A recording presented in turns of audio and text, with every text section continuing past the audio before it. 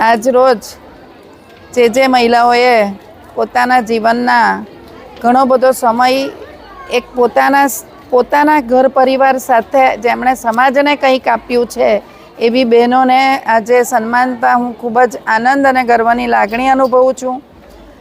સૌ પ્રથમ અહીંના આયોજકો નિલેશભાઈ અને મિકાને ખાસ અભિનંદન આપું છું. સાથે કેયુરને પણ અભિનંદન આપું છું.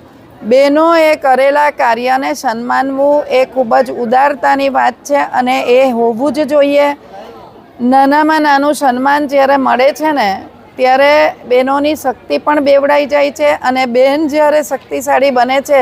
આજે ભારત એક ઐતિહાસિક પરિવર્તન તરફ જઈ રહ્યું છે અને એની અંદર બહેનોની ખૂબ જ ફાળો છે, બહેનોની ખૂબ જ શક્તિ એમાં સાથે છે.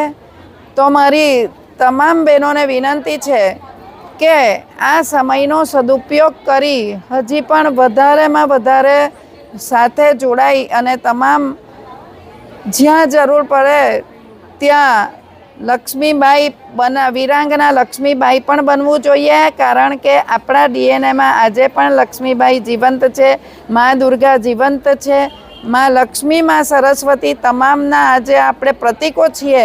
આપણામાં એ ડીએનએ હજી પણ જીવંત છે. તો આ મહિલા દિને હું તમામ માતાઓને વંદન કરી વિરમું છું.